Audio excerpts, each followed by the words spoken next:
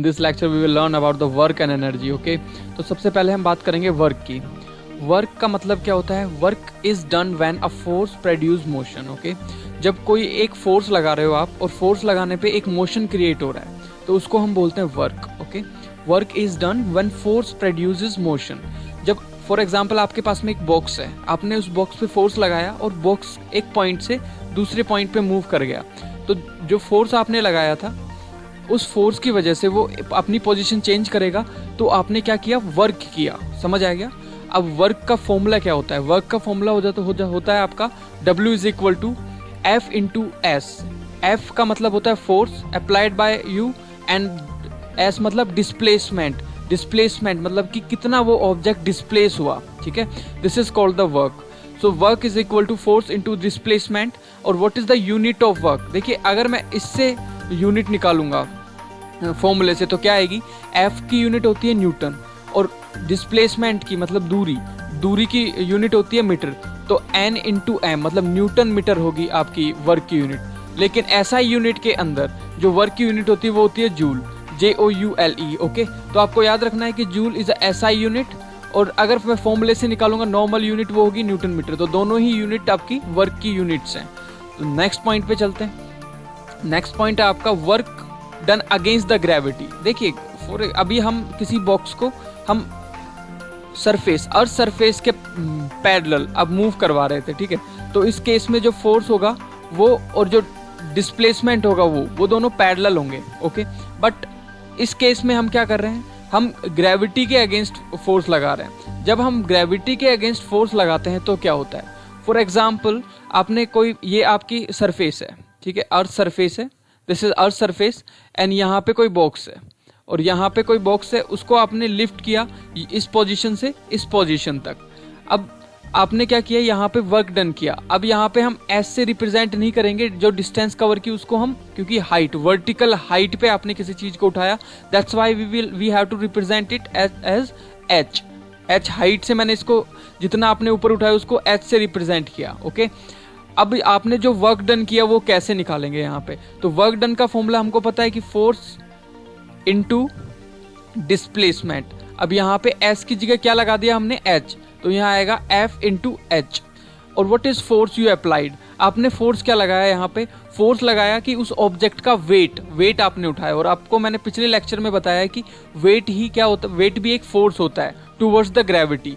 अब यहाँ पे फोर्स का फॉर्मूला क्या होता है?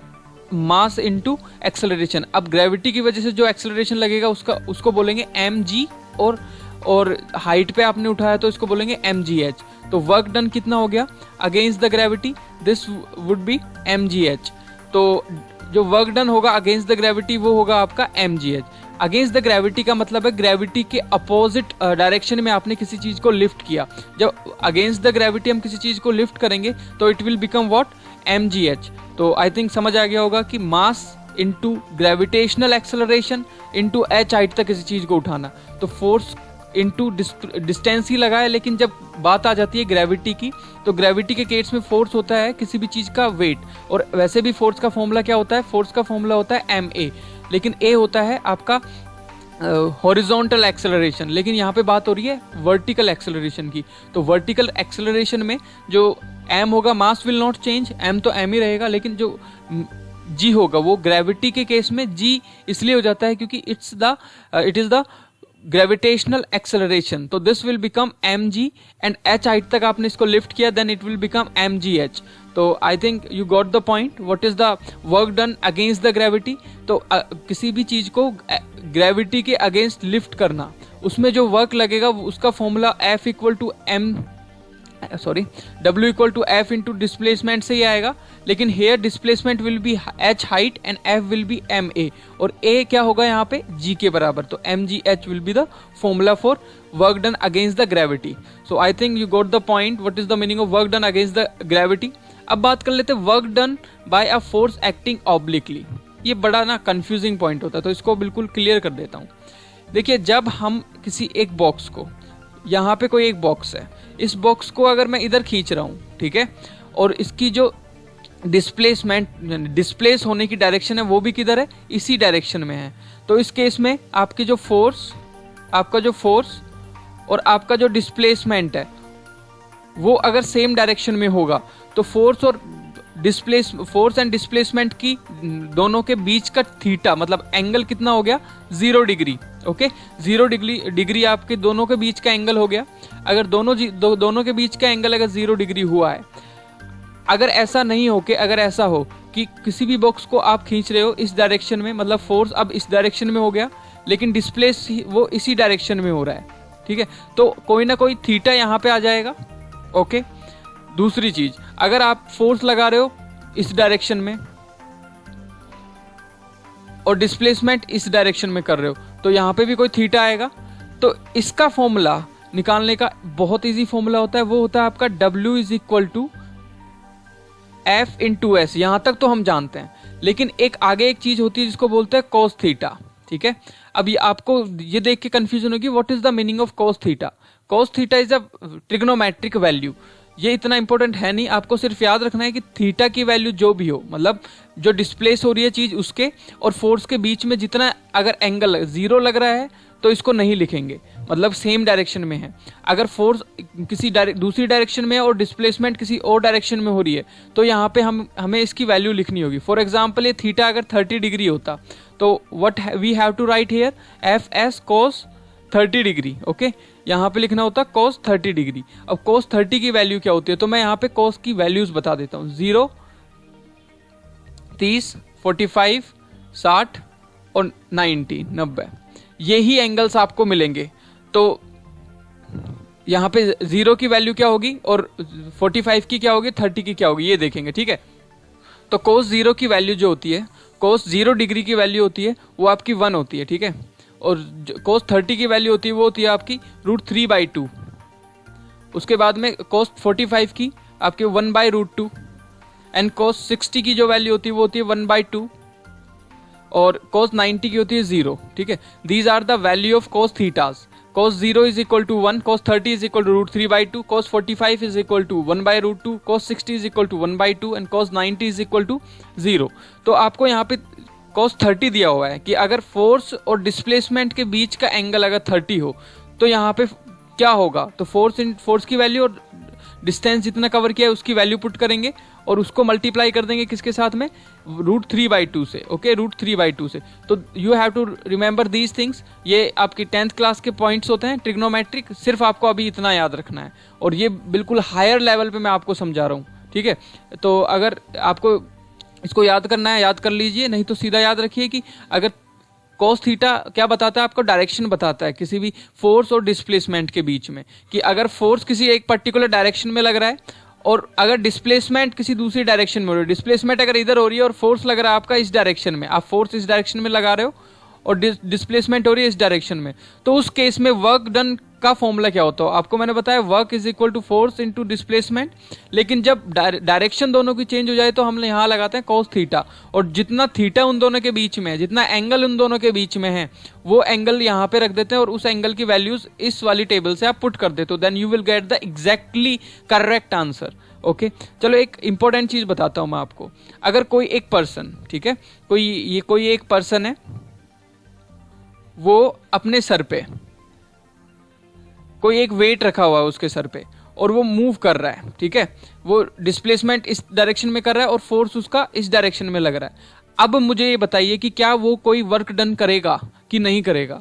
तो देखते हैं कि करेगा कि नहीं करेगा। तो दोनों की डायरेक्शन अलग है, तो देखते हैं कितना डायरेक्शन मतलब कितना डिग्री एंगल बना रहा है। तो फोर्स है आपका इस डायरेक्शन में और डिस्प्लेसमेंट है वो इस डायरेक्शन में चल रहा है, तो एंगल बनेगा 90 डिग्री का। जैसे कि किसी भी एक कूली को हम देखते हैं रेलवे स्टेशन पे, जो कि अपने सर पे कोई वेट को रख के चल रहा है, तो वो इस डायरेक्शन में चल रहा है और फोर्स लग रहा है उसके इस डायरेक्शन में, तो दोनों के बीच का एंगल बन गया 90। तो हमको पता है वर्क कितना कर रहा होगा वो कूली वर्क कर रहा होगा W equal to F into s और cos थीटा, और cos यहाँ पे थीटा कितना है 90, और 90 की वैल्यू कितनी होती है 0, तो वो आंसर आ जाएगा 0 मल्टीप्लाई होके वर्क डन 0।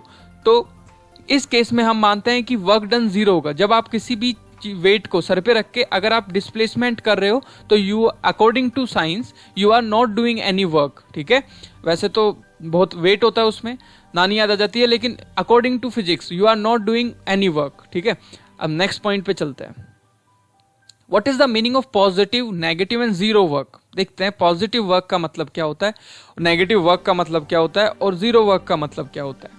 तो अभी मैंने आपको जीरो वर्क तो समझाया कि जीरो वर्क का मतलब होता है कि when you are putting a weight on your head and you are moving in a particular direction, then what will happen? Then you are not doing any work according to science, according to physics, according to this chapter. Okay, तो सबसे zero का तो आपको मामला clear हुआ होगा, एक बार मैं आपको अच्छे से एक्सप्लेन कर दूंगा। अब बात कर लेते हैं पॉजिटिव वर्क डन की। What is the meaning of positive work done? तो जैसे डेफिनेशन से अगर हम जाए, the work done positive when a force act in direction of motion of body, मतलब कि कोई भी एक मोशन ऑफ डायरेक्शन, मतलब फॉर एग्जाम्पल एक कार है, ये कोई कार है, ये कार इस डायरेक्शन में जा रही है और आप इस कार को इसी डायरेक्शन में फोर्स लगा रहे हो, पीछे से धक्का मार रहे हो, तो you are doing a positive work. Okay, positive work कर रहे हो, किसके लिए? इस कार के लिए। और इसका वाइस वर्सा केस अगर मैं देखूँ, ये कोई कार है और ये इस डायरेक्शन में जा रही है, लेकिन इस डायरेक्शन में इसका डिस्प्लेसमेंट है, but you are applying force in this direction, then you are doing the negative work. Okay, आप नेगेटिव वर्क कर रहे हो। Third case zero work done क्या होता है कि जीरो वर्क डन मैंने अभी आपको समझाया कि आप अपने सर पे बोझा उठा के घूम रहे हो, ठीक है, आप अपने सर पे 100 किलो का वजन उठा के भी अगर घूम रहे हो, इस डायरेक्शन में आप मूव कर रहे हो, फोर्स इस डायरेक्शन में है, then you are doing zero work according to science. कि जब कोई भी चीज आपके सर पे रखी है and you are moving, then you are doing zero work. क्यों? ऐसा क्यों है? क्योंकि आप उस बोझे को सिर्फ रखे हुए हो, you are not placing at somewhere this बोझा। समझ आ गई बात कि आप किसी जगह पे रख नहीं रहे हो। तो यहाँ तो बच्चे की जान निकल गई, but you are not doing any work, ठीक है। तो according to the physics you are not doing any work when you put the some weight on your head and you are moving surrounding. Okay, तो समझ आ गया what is the meaning of positive, negative and zero work. Come to the next point. अच्छा, अब आते हैं work के बाद जो इंपॉर्टेंट चीज होती है energy. This make you very big confusion between the what is work and what is energy, why we are using the joule, दोनों जगह क्यों यूज करते हैं भाई जूल। तो बात कर लेते हैं एनर्जी की। एनर्जी का मतलब क्या होता है? Energy is ability to do work. For example, आपको कार को धक्का लगाना है, सेम केस, ठीक है। अब कार को अगर धक्का लगाना है और कार खराब हो चुकी है, तो आपकी बॉडी में एनर्जी होगी तभी तो आप कार को पुश कर पाओगे। तो आपने चलो पुश कर दी, तो आपने काम किया, वर्क किया आपने भाई साहब। अब अगर आपने वर्क किया तो वर्क करने की ताकत कहाँ से आई? आपके शरीर से। आपके शरीर में क्या होगी? एनर्जी। तो एनर्जी क्या होती है? किसी काम को कराने की ताकत, या बोल दो एबिलिटी टू डू वर्क। किसी काम को करने की ताकत को हम एनर्जी बोलते हैं। समझ आ गई बात?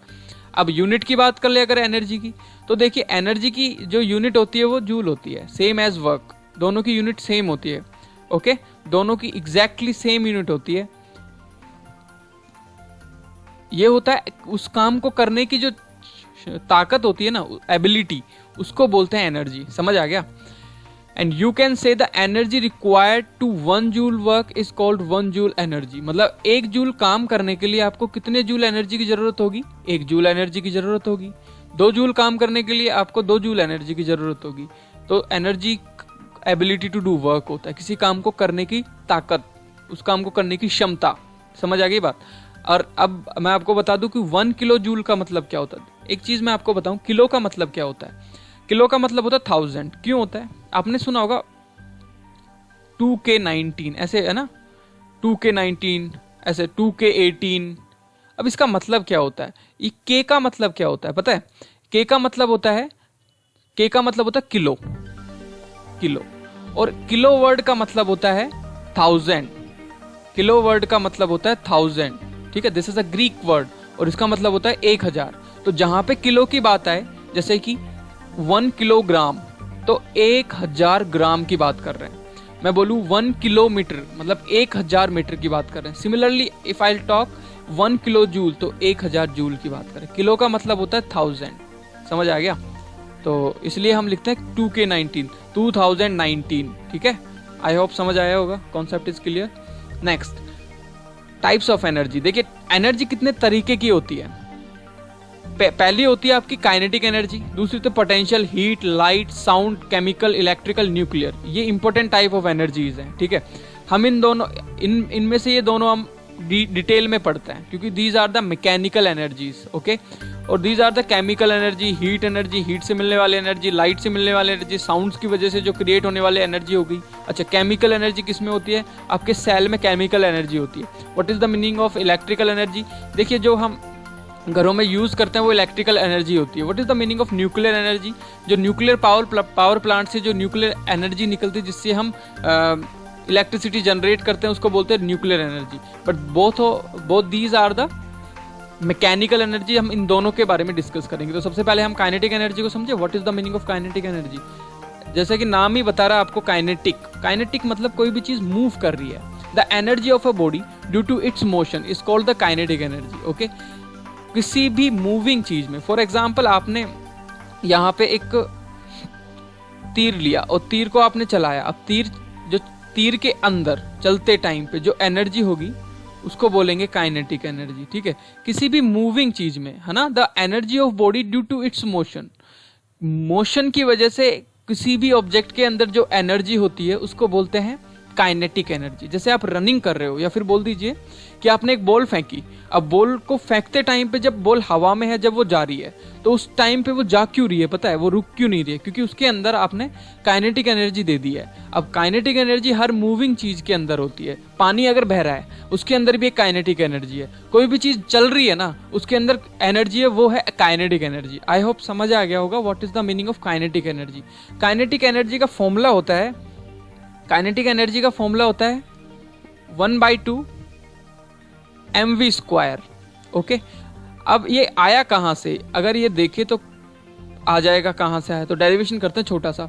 चलो, फॉर्मूला ऑफ काइनेटिक एनर्जी, इसको समझने से पहले बड़े अच्छे से समझनी एक चीज। फॉर एग्जाम्पल, एक ऑब्जेक्ट था जिसका मास स्मॉल m था, वो यहाँ पे इस पोजीशन में था, जिसकी वेलोसिटी कोई इनिशियल वेलोसिटी रही होगी, कुछ भी हम मान लेते हैं, u मान लेते हैं उसकी वेलोसिटी, मतलब इसके अंदर काइनेटिक एनर्जी है, ये किसी वेलोसिटी से चल रहा है ना। और ये चलता चलता चलता एक हवा के मीडियम में आ जाता है। हवा के पार्टिकल्स इसके ऊपर क्या लगाते हैं? रेजिस्टेंस लगाते हैं इसके सरफेस पे जो रेजिस्टेंस लगाते हैं, उस रेजिस्टेंस की वजह से ये इस पॉइंट से इस पॉइंट तक चल के यहाँ पे रुक जाता है। अब इसकी वेलोसिटी मान लेता हूँ, फाइनल वेलोसिटी को हम v मानते हैं, तो v मान लेता हूँ, ठीक है। अब यहाँ से यहाँ तक ये चला। अब यहाँ पे इसकी वेलोसिटी थी u और रुकने पे इसकी वेलोसिटी हो गई v, और मास विल नॉट चेंज। मास ना तो यहाँ चेंज हो सकता, ना ये यहाँ चेंज हो सकता। और जितना ये पहले था फिर लास्ट में आया, उसकी वेलोसिटी, उसकी डिस्टेंस जो कवर हुई वो हो गई आपकी d। तो I think got the point. What is the point? Point ये है बॉस कि एक ऑब्जेक्ट था, वो चल रहा था, मतलब मूव कर रहा था। वो किसी भी एक मीडियम में आया, उस मीडियम के अंदर जाते उसके पार्टिकल्स ने उसके ऊपर रेजिस्टेंस लगाया, उसको रोकने की कोशिश की, फ्रिक्शन लगाया, और वो इस पॉइंट पे आके वो रुक गया। अब वो इस पॉइंट पे आके रुका तो कितना वो उसने डिस्टेंस चली, मान लेते हैं उसने डिस्टेंस चली कितनी, हम कुछ भी मान लेते हैं, इसको s मान लेते हैं, d मान लेते हैं हम, है ना, d डिस्टेंस तक चला वो, then it will stop at this point, okay. अब इस केस के अंदर यहां से यहां तक, यहां से और यहां तक आने में कितना वर्क डन किया, इस वर्क डन को अगर मैं निकाल लूं, वो वर्क डन ही होगा क्या? Kinetic energy, okay. Kinetic energy क्या होगा? यहां से और यहां तक चल के आने में और रुकने में, क्योंकि यहां से यहां तक ही तो ये मूव कर रहा था, यहां से यहां तक की जो वर्क डन होगा उसको बोलेंगे काइनेटिक एनर्जी। तो शुरू करते हैं। देखिए, वर्क डन का फॉर्मूला क्या होता है? वर्क डन का फॉर्मूला होता है W is equal to force into D मान लेता हूं यहां पे, है ना, डिस्प्लेसमेंट D, डिस्टेंस भी मान सकते हैं, D मान लेते हैं इसको, ठीक है। और जो W होगा ना यहाँ पे, जितना वर्क डन किया, आपको पता है कि इस वर्क डन को करने के लिए क्या लगी थी? Kinetic energy. तो जो W आएगा वही आपका क्या होगा? काइनेटिक एनर्जी होगा। आई ऑलरेडी टोल्ड यू कि वर्क डन करने में जितनी ताकत लगे उस ताकत को ही एनर्जी बोलते हैं। तो अगर मैं इस केस की W निकाल लूंगा, वो ही होगा आपका काइनेटिक एनर्जी, ओके। अब चलते हैं, स्टार्ट करते हैं कि इस काइनेटिक एनर्जी को निकालेंगे कैसे। तो यहाँ पे आपके पास क्या है? यहाँ पे आपके पास में इसके ऊपर कितना फोर्स लगेगा वो है नहीं है, ठीक है। तो क्या है आपके पास में जिसकी वजह से आप इसको फाइंड कर सकते हो? आपके पास में सिर्फ यहाँ पे डिस्टेंस है, ओके, D है, only you have D here and nothing. अब यहाँ पे क्या करना पड़ेगा, यहाँ पे क्या क्या दिया हुआ है, यहाँ पे इनिशियल वेलोसिटी दी हुई है, फाइनल वेलोसिटी दी हुई है, जितनी उसने डिस्टेंस की वो दी हुई है, डी मान लेता हूँ या एस मान लेता हूँ, बात बराबर ही है, ठीक है। जितनी उसने दूरी तय की वो दी हुई है, ओके।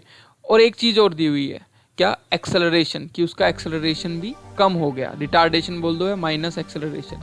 अब रुकेगा तो एक ही जगह क्या लिखा जाएगा, माइनस ए। कोई भी चीज अगर रुक रही है तो उसके ऊपर ब्रेक अप्लाई हो रहा है, अगर ब्रेक अप्लाई हो रहा है तो इसका मतलब है कि एक्सेलरेशन नहीं, उसके ऊपर लग रहा है रिटार्डेशन। तो आई होप समझ आएगा what is the meaning of acceleration, what is the meaning of retardation. तो यहाँ पे एक्सेलरेशन, ये बॉल यहाँ, ये ऑब्जेक्ट यहाँ से यहाँ तक आने में रुक रहा है, तो यहाँ पे एक्सेलरेशन तो लग रहा है, लेकिन रुकने के लिए, जिसको बोलते हैं माइनस एक्सेलरेशन, जिसको रिटार्डेशन भी बोला जाता है। और क्या क्या दिया हुआ है, बस ये चीजें दी हुई है हमारे पास में। तो इन चीजों का यूज करके हमें निकालना है W।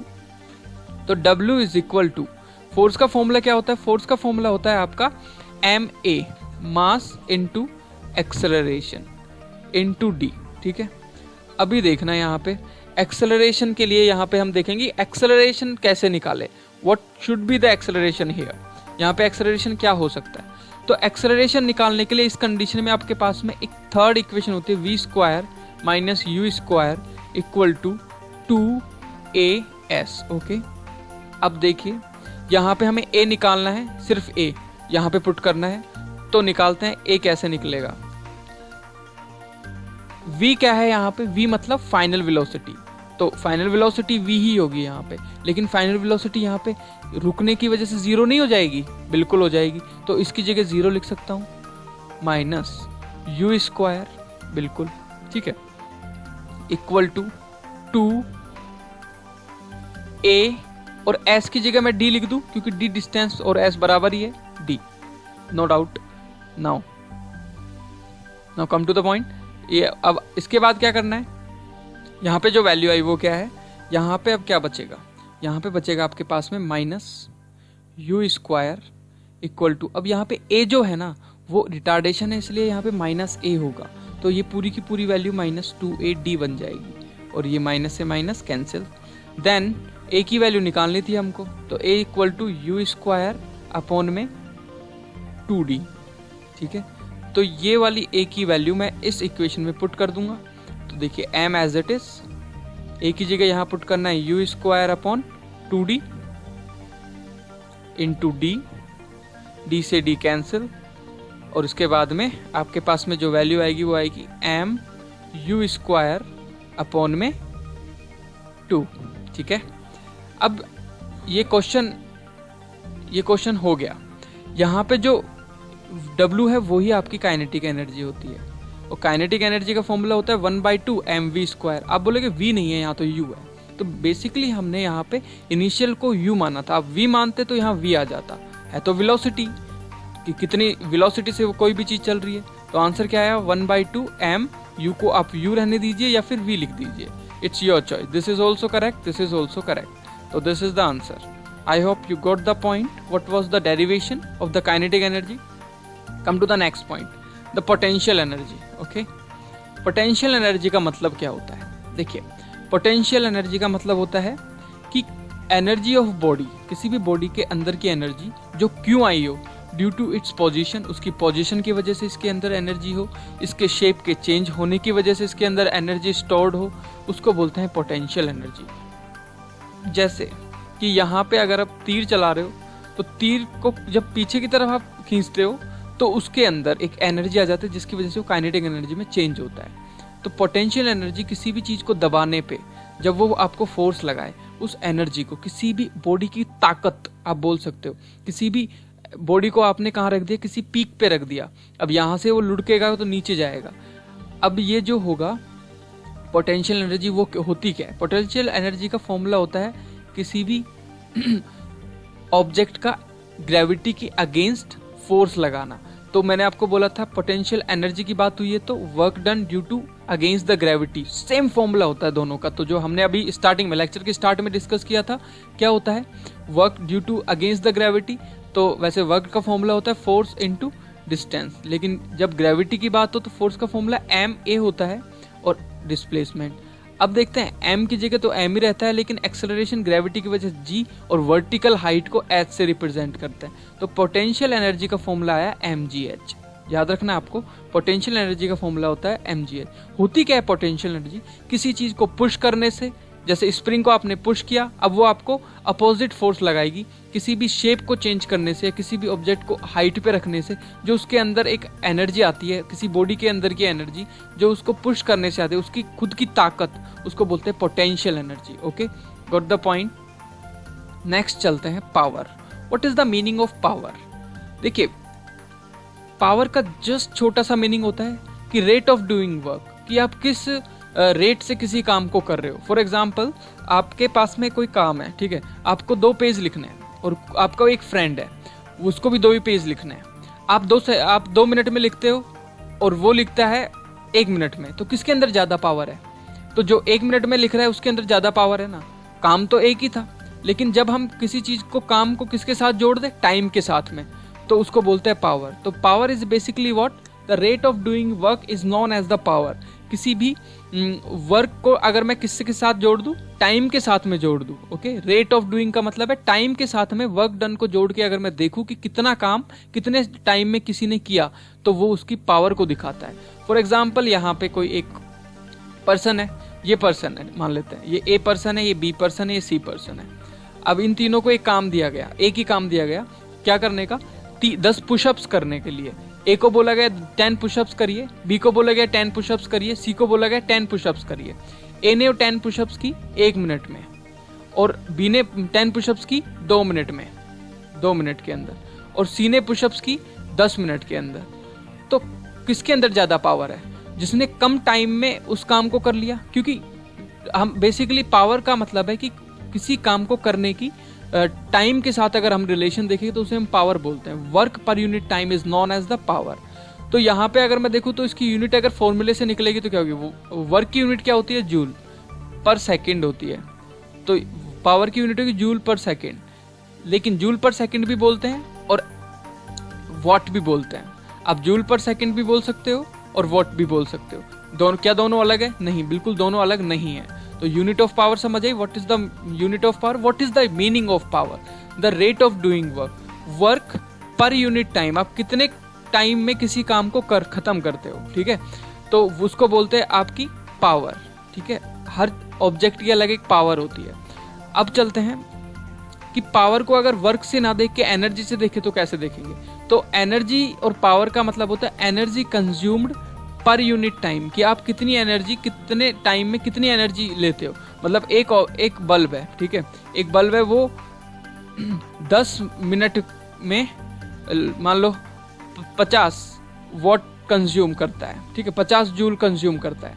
और दूसरा है वो 10 मिनट में 1000 जूल कंज्यूम करता है। तो किसकी पावर ज़्यादा है? इस वाले बल्ब की पावर ज़्यादा है, क्योंकि ये ज़्यादा वॉट कम टाइम में कंज्यूम कर रहा है, ये ज़्यादा वॉट कम वॉट ज़्यादा टाइम में कंज्यूम कर रहा है। तो एनर्जी से अगर पावर को देखें तो एनर्जी कंज्यूम्ड पर यूनिट टाइम। ओके, नेक्स्ट चलते हैं।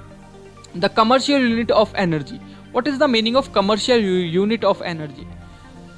कमर्शियल यूनिट का मतलब है जो हमारे घरों में मीटर लगा होता है ना इलेक्ट्रिसिटी का, उस, क्योंकि इलेक्ट्रिसिटी भी एक क्या है? एक एनर्जी है, इलेक्ट्रिकल एनर्जी। ओके, तो जो आपके घरों में जो मीटर लगा होता है वो किस चीज़ को रीड करता है? कि आपने अपने घर में कितनी इलेक्ट्रिकल एनर्जी यूज़ की है। ठीक है, अब आपने कभी बिजली का बिल देखा होगा तो उसमें लिखा होता है कि 2 यूनिट्स, 3 यूनिट्स, 5 यूनिट्स। यूनिट्स का मतलब क्या है? यूनिट्स का मतलब होता है 1 यूनिट का मतलब होता है कि आप 1 यूनिट अगर आपका बिल आया है तो इसका मतलब है कि आपने 1 किलोवाट आवर बिजली यूज़ की है। अब इस 1 किलोवाट को भी समझते हैं। 1 किलोवाट का मतलब क्या होता है? किलो का मतलब 1000, मैंने आपको समझाया। तो आपने 1000 वॉट 1 घंटे में चलाई है बिजली। 1000 वॉट 1 घंटे तक आपने कोई अप्लायंसेस चलाया है जिसकी वजह से 1 यूनिट आई है। अब 1 यूनिट तो आती नहीं बेसिकली, बट मैंने एग्जांपल देके समझाया। तो किलोवाट का मतलब होता है आर, मतलब कि किलोवाट आर का मतलब है, इसको इस तरीके से रिप्रेजेंट करते हैं KWH, और इसको यूनिट भी बोलते हैं। तो 1 unit is equal to 1 KWH होता है। ठीक है, तो हम समझ सकते हैं relation between the KWH and joule, कि जूल भी एक एनर्जी की यूनिट है, KWH भी एनर्जी की यूनिट है। तो कैसे समझेंगे, 1 वॉट में कितने जूल होते हैं? देखिए 1 जूल पर सेकंड का मतलब होता है 1 वॉट।